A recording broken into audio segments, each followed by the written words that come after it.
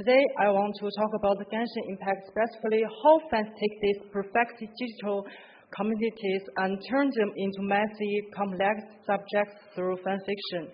And my study answers how female characters from a global gacha game are remanded through function and how different digital platforms may shape feminist and queer subjectivities in fandom cultures. So, in the world of gacha, female characters are designed to be perfect. They are beautiful, collectible objects, or what was called an economy of discipline time.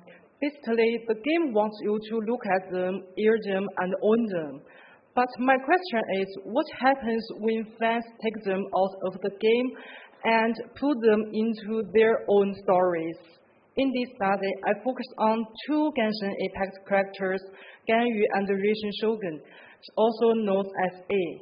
I approached fanfiction as a culture site where fans may negotiate gender, emotional labor, and desire within digital capitalism.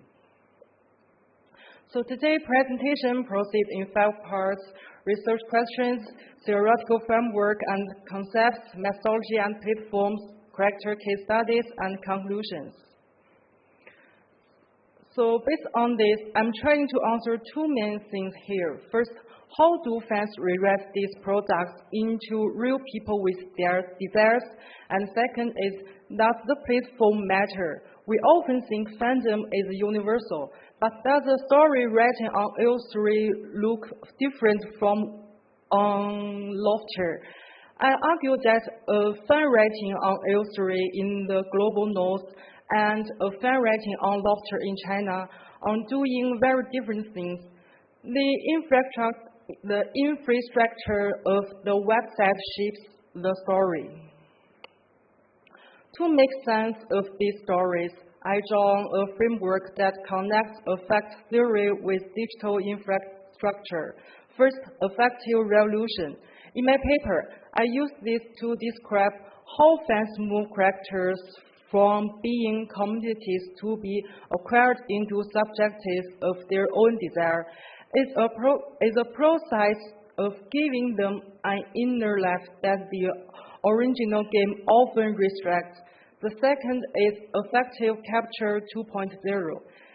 It acknowledges that while fan creativity is resistant, fans produce free labor that actually enhances the value of the original IP.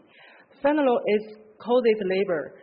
On Lofter, expressing queer intimacy requires what I call tactical maneuvers. Fans use indirect narrative strategies, metaphors, subtle gestures, and relational care to bypass moderation systems.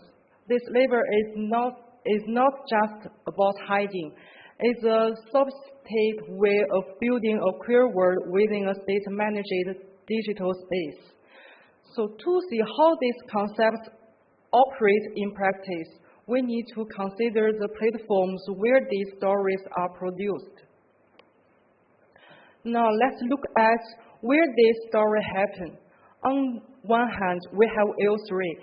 It's famous for its anything goes attitude and explicit content. On the other side, we have Lofter. That's a strictly moderated Chinese platform. I didn't just pick this randomly. I wanted to see how the infrastructure changes the story. It should be noted that rather than positioning one platform as free and the other as restrictive, I interpret this environment as producing different narrative possibilities. Methodological, I conducted a cross-platform comparative analysis of 16 female-to-female stories. I selected these texts not just for their popularity, but because they represent the most interpretive depth in both Chinese and English language fandoms. By including both languages, I can capture the transnational nature of the fandom. These others are reading the same digital characters, but they are writing them through very different culture and platforms lessons. I choose two pairs that represent different power dynamics. 干与可亲 representing labor and bureaucracy. The second is A with Yamiko. They representing sovereignty and divinity. So let's take Ganyu as our first case. In the game, she is an overworked secretary, a figure of analyzed productivity. In the L3 stories, fans often rewrite Ganyu through seasons of bodily intensity. For example, in text where she is buried in hate or losing physical control, I interpret this as a disruption of bureaucratic time. Her body is no longer working for the state. It is desiring for itself. It's a messy, physical refusal to be a productive commodity. On laughter, however, the narrative strategy shifts.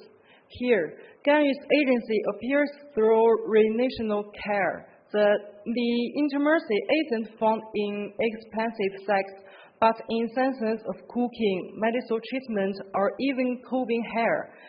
The code to don't move isn't a command of power. It's an invitation to be careful. On laughter, feminist agency is narrated through dependency. It's a soft form of resistance that builds intimacy through shared labor and care.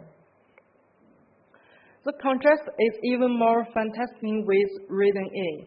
In the game, she is the insulated sovereign who pursues intimacy through emotional restraint.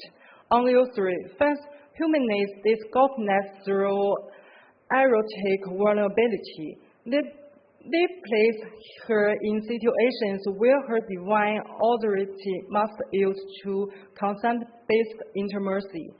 By making a goddess vulnerable, fans are actually reconfiguring what power looks like. It becomes something shared rather than something imposed. On laughter, we see a pattern I call emotional appearanceship.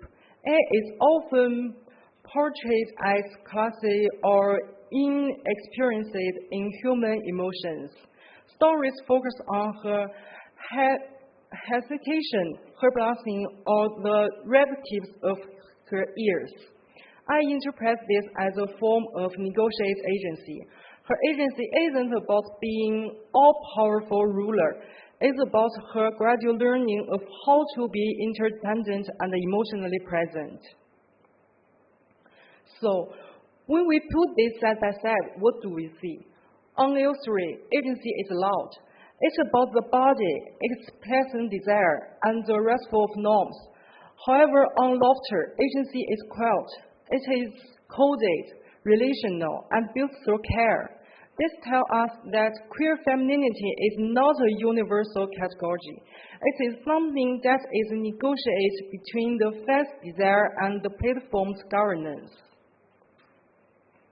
To conclude, let's turn to where we started. My study interprets Ganyu and A as characters who begin as affective commodities, but are re-narrated as their desiring subjects within fanfiction. Female-to-female fanfiction can be appreciated as a form of transnational feminist culture practice. However, affective labor within fandom does not necessarily function as purely resistant. It often appears negotiated within platform economics and infrastructures. To understand digital feminism today, I think we must attend to the frictions between platforms, and we should look at how technology, street regulation, and fan labor all work together to shape the means of desire. And look ahead, my study invents further examination of how queer intimacy and coded labor evolves across Chinese platforms. It also suggests the need to consider how fan-generated affective labor may become incorporated into platform economics. So that brings me to the end. Thank you for your time, and I'd love to hear your thoughts and questions. Thank you for your presentation. You were very good with time. So we have quite a bit of time for questions. I see you first, then you, then you. Then you, sorry. Hi, thank you for your presentation. I have a very simple question first. Are these 16 fanfiction the same on AO3 and on Lofter? No, it's not the same. So it's 16 totally different fanfiction? Yes.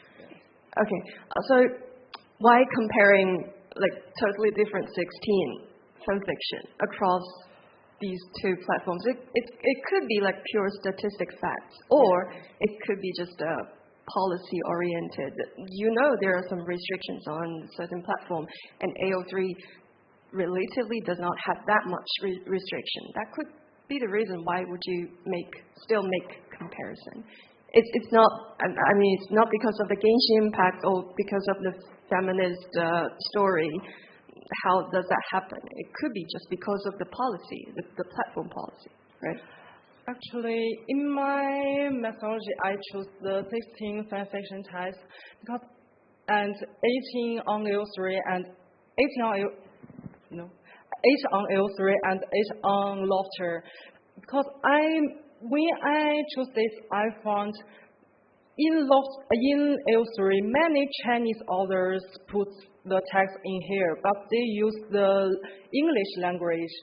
And where I know that because they use the pinyin to take the titles, and so they choose the platforms where they choose platforms, and in the different platforms the same characters how to propose in the different platforms. That is my reason for that. Thank you. Hi, lovely presentation. I'm sorry if I got this wrong, but if I understand it correct, so you're saying that Lofter has more of an anti-censorship ethos, but yet I found it really interesting that, I mean, usually when people think censorship, you think about erotic content being censored, and yet, despite that, the more censored platform had more erotic-leaning storylines. So, yeah, I'm really curious on what were they censoring? Tell me about that. Yes, thank you for your question. Actually, in Lofter, because Lofter is a Chinese platform, in that platform, the others always put the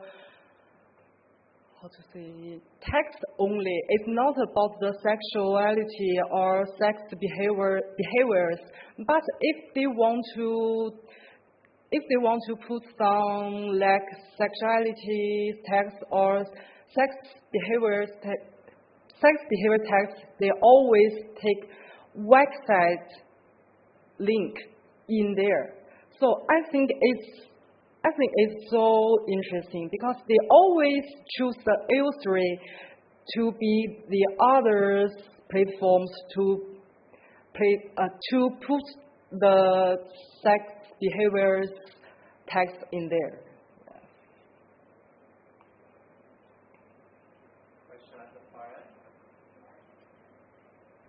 Hello.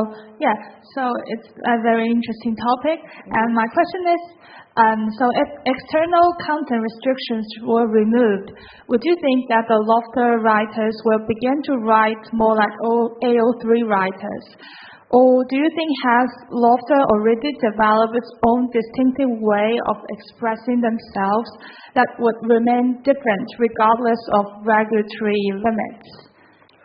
Okay, thank you for your question. I'm not sure they are how they will write the fanfictions, because I think Lofter and AO3 is a different platforms, and they are based on different cultures, and so Lofter is more than Chinese authors in there. So if not have limited, maybe they will write some sex behavior text or sexuality text, but I think it's not in the AO3 orders because it's based on the different cultures. It's like my study size fraction.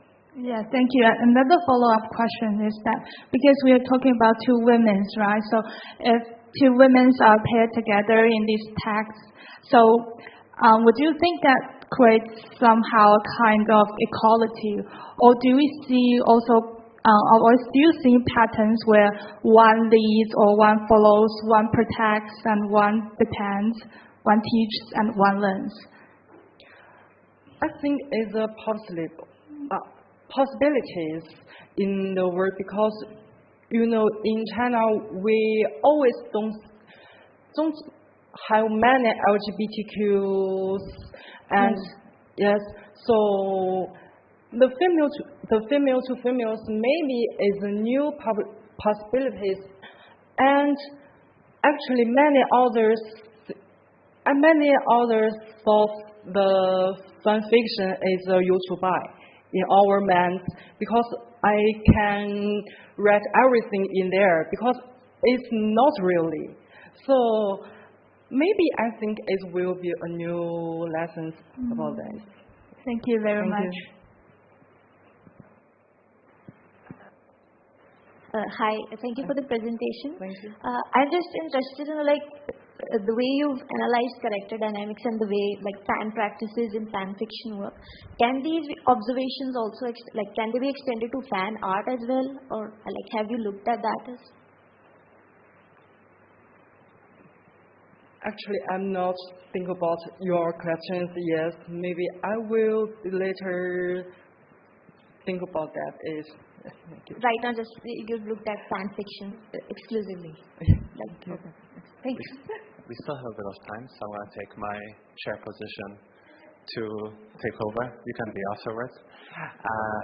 So very first one that's very quick is, yes, 16 fan fiction works. How many different authors? Actually, I don't know that. I think that's kind of important because then it might just be a writer thing, not an author thing. And the second question is, if I've understood correctly, you've consistently said that AO3 is much more sexually oriented and also much more Western oriented, right? Yeah. And so the follow-up to that is, why do you think sexual desire is a Western thing? I think maybe from the Chinese and West side different cultures, because in China we always think the sex is bad or sex is not can be safe, but maybe AO3's culture let our think it's free or it's personal thing. It's not a personal thing. It's common. I think that. I'd be careful a bit about that. I'm from a Catholic country, and they told me I would go to hell if I had sex. So maybe it's not that Chinese versus Western thing. Callum? So you focused on two specific ships in this research. Do you think that these relationships forms are notably different in other ships with the same characters? Are other Ganyu ships expressing, would you expect them to express Ganyu in the same way, or do you think maybe readers go to these other character dynamics not for the different characters, but for this change in relationship? Do you have any opinions on that, or is that fundable research, right?